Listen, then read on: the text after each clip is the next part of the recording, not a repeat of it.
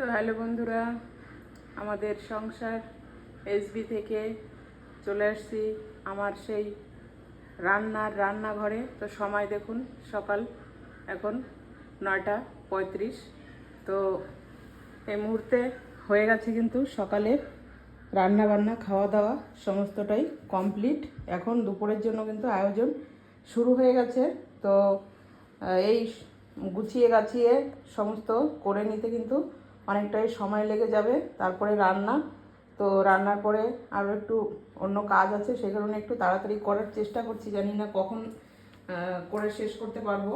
তো আজ দুপুরের রান্নার আয়োজনটা এই যে এখানে নিয়ে নিয়েছি। তো এটা একটু না দেখালে আমার রান্নাটা আর কি করার সময় দেখালে সেই আনন্দটা আমি পাবো না। দেখুন কচু, এটা কিন্তু আমাদেরই ক্ষেতের কচু, প্রচুর পরিমাণ কচু আছে আমাদের জমিতে। তো বিশাল বড় একটা মাঠ মতো জায়গা আছে, সেখানে কিন্তু প্রচুর পরিমাণে কচু হয়। তো এখন কিন্তু কচুর সময় নয় যেহেতু, আর এই কচু কয়টা একটা জায়গায় একটু জলাশয় মতো আছে, সেখানেই কিন্তু ছিল। সেই কারণে দেখুন কচুগুলো কিন্তু ভীষণ সুন্দর বড় হয়েছে। ডেগোগুলো সেরকম বড় না হলেও নিচের কচুগুলো কিন্তু বেশ বড় হয়েছে। তো আজকে আমি নিয়ে নিয়েছি এখানে কচু, দুটো বড় বড় গোল বেগুন কালো রঙের, আর একটা কচি সুন্দর লম্বা লাউ। তো আজকে রেসিপি হচ্ছে কচুর শাক ইলিশ মাছের মাথা দিয়ে, আর বেগুনের আজকে আমি বেগুন ভর্তা বানাবো, সেই জন্য দুটো বেগুন নিয়ে নিয়েছি। আর লাউ করব চিংড়ি দিয়ে। তো লাউ চিংড়ি বেগুন ভর্তা ইলিশ মাছের মাথা দিয়ে হবে কচুর শাক। তো এই পর্যন্ত থাকলেও সঙ্গে থাকুন, দেখতে থাকুন আগে আগে কি হচ্ছে। গামলা টামলা সমস্ত নিয়ে নিয়েছি, বটি তো ওখানেই রয়েছে। তো এখন সব মানে কেটে কুটে গুছিয়ে নিই, তারপর হবে রান্না। তো বন্ধুরা, সমস্ত কিন্তু কেটে ধুয়ে পরিষ্কার করে কিন্তু গুছিয়ে নেওয়া হয়ে গেছে। এই দেখুন, এই যে হচ্ছে ইলিশ মাছের মাথাটা, আর সঙ্গে একটা লেজা রয়েছে। এইটুকুই দিয়ে কিন্তু রান্না করব আজকে আমি কচুর শাক। কচু শাকটা কেটে সুন্দর খলখল করে জল দিয়ে 3-4 বার ধুয়ে তারপরে একটু সিদ্ধ করে তুলে নিয়েছি। দেখুন পুরো কাটার পরে এক গামলা হয়েছিল, এখন এটুকু হয়েছে। রান্নার পরে আরও কমে যাবে, যেহেতু একটাই মাছের মাথা, সেই কারণে আমি অল্প করেই রান্না করছি কচুর শাক, বেশি অনেকটা করে কোনো দরকার নেই। তো এতটুকুতেই আমাদের হয়ে যাবে দুপুরে। চিংড়ি মাছগুলো আগের থেকেই মানে কাটা পরিষ্কার করা ছিল, পিঠের যে নোংরাগুলো থাকে সেগুলো কিন্তু সমস্ত বের করে নেওয়া হয়েছে। তো সুন্দর করে ধুয়ে নিয়েছি, সঙ্গে আদা রসুনও ছাড়িয়ে নিয়েছি। লাউটাকে মানে ছিলকা ছাড়িয়ে তারপরে সুন্দর করে ধুয়ে কিন্তু কেটে নিয়েছি। আর এখানে দেখুন আজকে করব বেগুনের ভর্তা।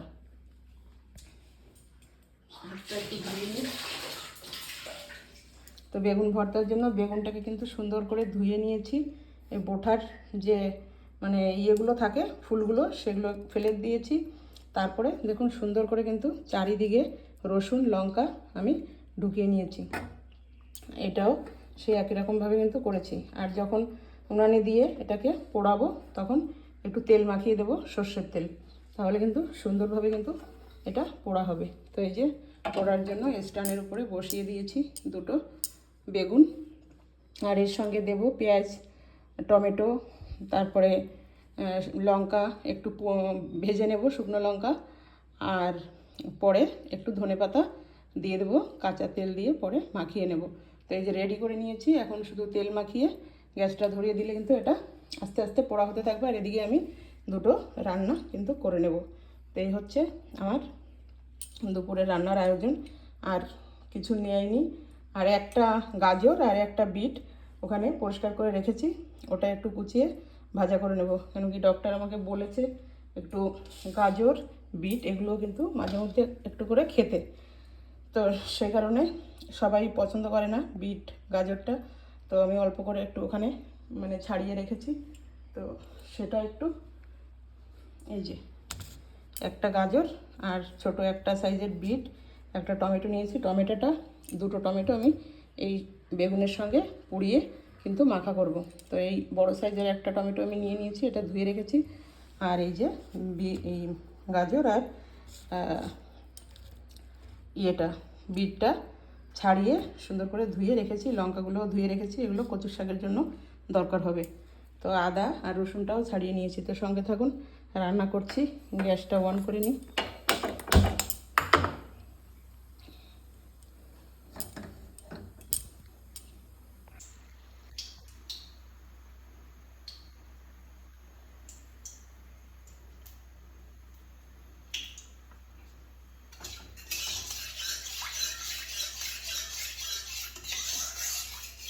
তেলটাকে সুন্দর করে গরম করে নিই।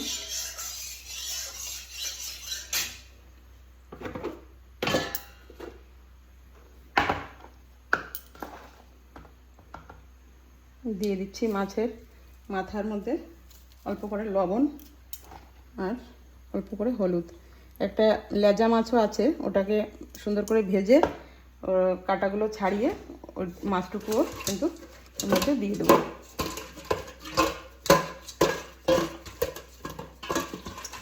মাছটা খেতে কিন্তু খুবই মানে টেস্ট ছিল, হালকা একটু ডিম হয়েছিল আর বেশ একটু তেলও ছিল। তো নিয়ে নিয়েছি, হলুদ লবণ মাখিয়ে মাছটাকে ভাজা বসিয়ে দিলাম।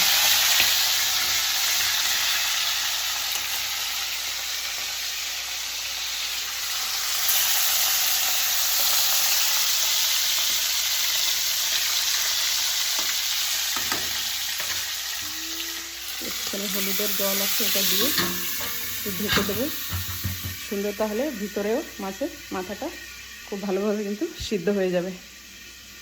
তারপরে একটু ভেঙে টেঙে দিয়ে দেবো। কচুর শাক ইলিশ মাছের মাথা দিয়ে, এটা তো একটা মানে নামি দামি খাবার। আর রান্না করলে কিন্তু, যদি সেভাবে রান্না করা হয়, কিন্তু ভীষণই কিন্তু ভালো লাগে খেতে। ভাতটাও হয়ে গেছে, ভাতটা কিন্তু আমি নামিয়ে নিয়েছি। আর এখন তরকারিগুলো করে নেব। সঙ্গে থাকুন বন্ধুরা, রান্না করছি। এদিকে কিন্তু বসিয়ে দিয়েছি বেগুন আর টমেটো পোড়া। তো এইভাবে এই যে বেগুনের ভিতরে যে রসুনগুলো ভিতরে ঢুকিয়ে যে পোড়া করলে এর কিন্তু সুন্দর আলাদাই একটা সেন্ট হয়, যে কারণে কিন্তু এভাবে বেগুনগুলোকে পোড়ানো হয়। তো সুন্দরভাবে ঘুরিয়ে ঘুরিয়ে দিতে হবে, আর সব দিকে যাতে ভালোভাবে সুন্দরভাবে পোড়া হয় সেই দিকে কিন্তু খেয়াল রাখতে হবে। তো বেশ কিছুটাই সময় লাগবে। আর লঙ্কাও দিয়ে দিয়েছি এর ভিতরে, 2-4টে করে। তো এগুলো একটু সুন্দর বেশ পোড়া পোড়া হবে, খুব সুন্দর একটা সেন্ট হবে। সেন্ট কিন্তু এখনই বেরিয়েছে পোড়ার। রসুন পুড়ছে, বেগুন পুড়ছে, লঙ্কা পুড়ছে। এদিকে মাছের মাথাটাও কিন্তু খুব সুন্দরভাবে ভাজা হচ্ছে। খুব ভালো করে এটাকে ভাজা করে নেবে।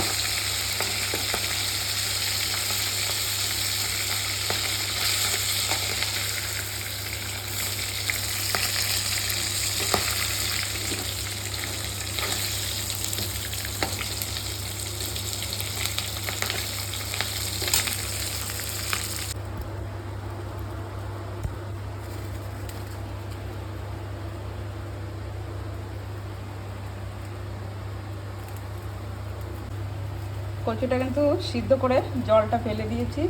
আর এবার কিন্তু আমি একবারেই কিন্তু ফোড়ন দিয়ে বসিয়ে দেবো কচুর শাকটা। লঙ্কার ঝাঁজ বেরোচ্ছে পোড়া বেগুন পোড়া থেকে।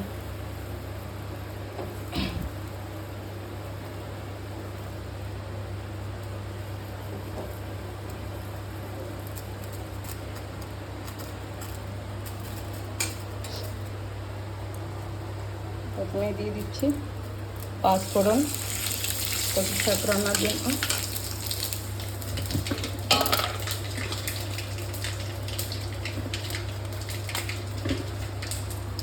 দিয়ে দিলাম তেজপাতা,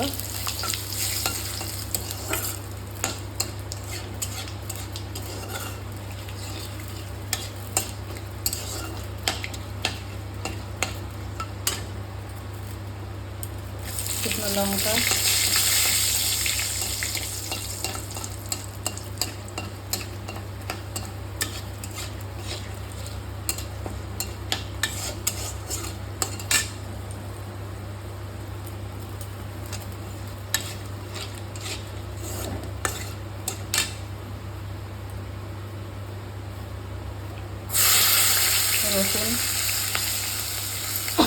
রসুনটা আজকে ফেটে করে দেবো না, এইভাবেই দেবো। এতে যা অল্প সেন্ট হবে, কেন কি মাছের মাথা, ইলিশ মাছের মাথা দেওয়াতে আমি কিন্তু অনেক সময় এই রসুনগুলো ব্যবহার করিও না, তো আজকে একটু দিয়ে দিচ্ছি, দেখি কেমন হয়। আর আদাটাও গ্রেট করে রেখেছিলাম, দিয়ে দিচ্ছি।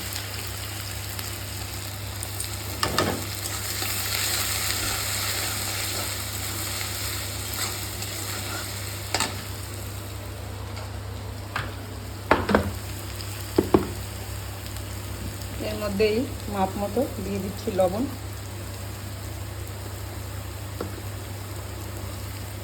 আর দিয়ে দিলাম হলুদ। কাঁচা লঙ্কা দেবো, কিন্তু সামান্য একটু গুঁড়ো লঙ্কা দিয়ে দিচ্ছি মশলাটা করার জন্য। সবই দেখুন সুন্দর সুন্দর লাল লাল ভাজা হয়ে গেছে। এবার দিয়ে দেবো কচুর শাকটা।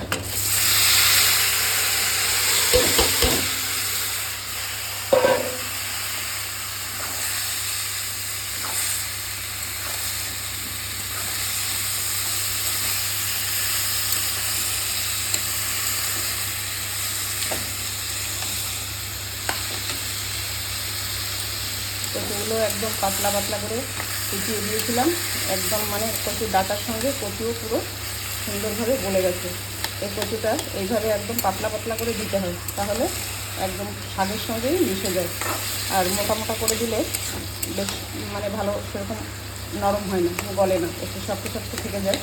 তো আমি সেইভাবেই সুন্দর করে পাতলা পাতলা করে কেটে দিয়েছি, একটু সিদ্ধ করে নিয়েছি, খুব সুন্দর গলে গেছে। এবার ঢাকা দিয়ে দেবো। লঙ্কাগুলো, কাঁচা লঙ্কাগুলো ধুয়ে পেস্ট করে নিয়েছি। এই দানাগুলোর জন্য ভালো লাগে না, এই দানাগুলো, লঙ্কা দানাগুলো বেশ মানে শক্ত, ওটা মুখে পড়লেও খারাপ লাগে, দেখতেও খারাপ লাগে। যে কারণে কিন্তু বেশিরভাগ আমি লঙ্কাটা পেস্ট করেই দিয়ে থাকি। তো এগুলো বড়ই লঙ্কা সব দেখালাম যে ওইগুলো মোটামুটি ঝাল আছে।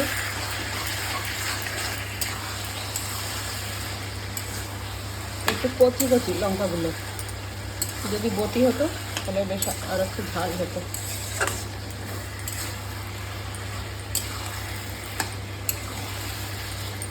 তো গুঁড়ো লঙ্কাও দিয়েছি, শুকনো লঙ্কাও দিয়েছি, কাঁচা লঙ্কাও দিয়ে দিলাম পেস্ট করে।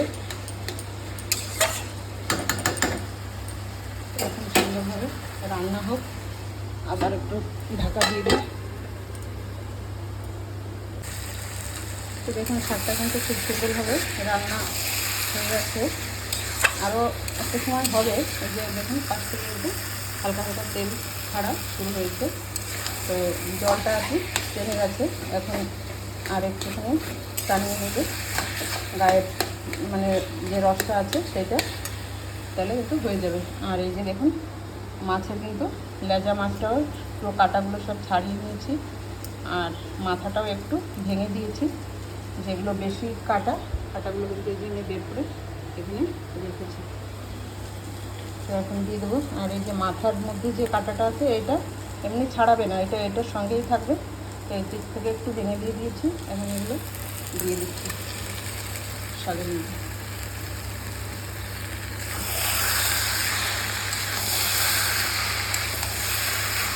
ছোট বাচ্চা তো কেউ নেই ঘরে, সকলেই বড়, একটু দেখে শুনে খেলেই হবে।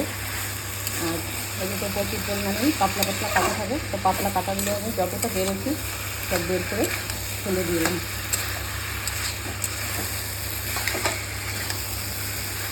আর একটু রান্না হলে ভাজা মশলাটা দিয়ে একটু ঘি দেবো, নামিয়ে দেবো। বেগুনগুলো কিন্তু দেখুন সুন্দরভাবে কিন্তু পোড়া হয়ে গেছে চারিদিকটাই, আর ভিতরে রসুনগুলোও একদমই সুন্দর পোড়া পোড়া সিদ্ধ ভাজা হয়ে গেছে পুরো। টমেটো দুটো একটু কাঁচা আছে, বেগুনটা নামিয়ে টমেটোগুলোকে একটু ঘুরিয়ে ঘুরিয়ে দিলে হয়ে যাবে।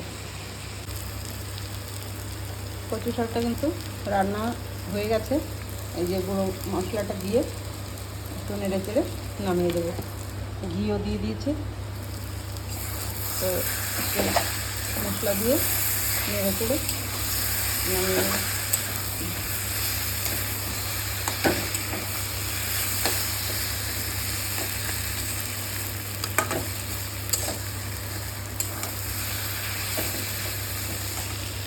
আর এদিকে কিন্তু বেগুন দুটো কিন্তু সুন্দরভাবে পোড়া হয়ে গেছে। এবার আমি এটা ঠান্ডা করার জন্য এই ননস্টিকের এটার মধ্যে দিয়ে একটু সময় ঢেকে রাখবো। এটা ঢেকে রাখলে কী হবে,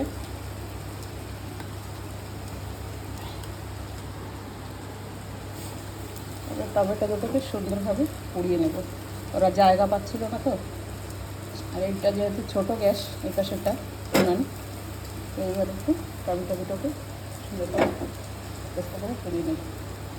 আর এই দুটোকে এখন আমি ঢাকা দিয়ে রাখবো। ঢাকা দিয়ে রাখলে এর গরমের ভাবটা এর মধ্যে কিন্তু সুন্দরভাবে পোড়ার সঙ্গে মিশে যাবে। এটা একটা সুন্দর সেন্ট আসবে। তো কিছুক্ষণের জন্য ঢেকে রাখি। কচুর শাকটা নামিয়ে 2 মিনিটটা ভেজে নিলাম। এখন এই যে কেটে রাখা লাউগুলো দিয়ে দিচ্ছি। এতে কোনো ফোড়ন দিইনি, একটু রান্না হয়ে গেলে তারপরে লাস্টে ফোড়নটা দিয়ে দেবো। তাহলে রাঁধুনি দিয়ে যে ফোড়নটা দেওয়া হবে সেন্টটা খুব ভালো আসবে। এখন এগুলো লাউটা দিয়ে লবণ হলুদ দিয়ে একটু কষিয়ে নিয়ে ঢেকে দেবো। উপর জল দিয়ে মাখো করে রান্না করব। লাউ চিংড়ি দিয়ে দিচ্ছি, স্বাদ অনুযায়ী লবণ দিয়ে দিচ্ছি, হলুদ, তারপরে দিয়ে দেবো কাঁচা লঙ্কা পেস্ট,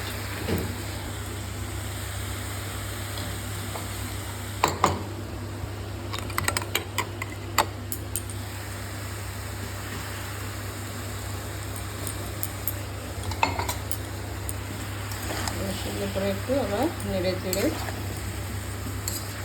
লবণ হলুদ সব লঙ্কা সমস্ত জায়গায় মিশিয়ে দিয়ে তারপরে একটু ঢাকা দিয়ে দেবো।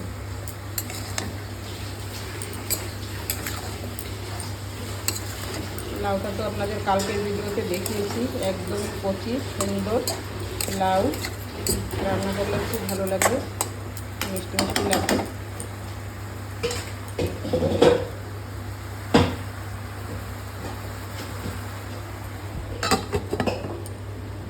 তরকারিটা হতে হতে ততক্ষণে আমি বেগুন পোড়ার ভর্তার মশলাটা বানিয়ে নেব। পেঁয়াজ ভাজা করব, লঙ্কা ভাজা করব। এবার কিন্তু আমি বেগুনের আর টমেটোর খোসাগুলো ছাড়িয়ে নেব। খুব সুন্দরভাবে কিন্তু পোড়া করে নিয়েছি দুটোই। আর এই যে ঢাকাটা দিয়ে রেখেছি, একটু এই যে জল ঘেমেছে, এই জলের জন্য কিন্তু খোসাটা খুব সুন্দরভাবে উঠে যাবে।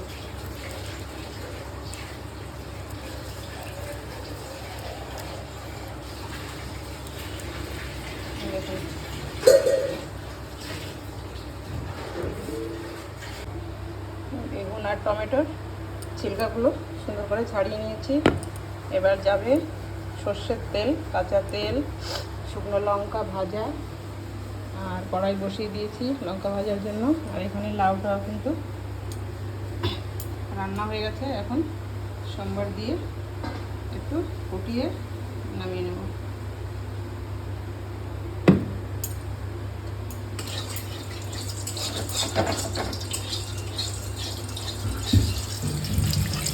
তেল দিয়ে দিয়েছি, এটা ধোয়া হলো না, একটু দাগ হয়ে গেল।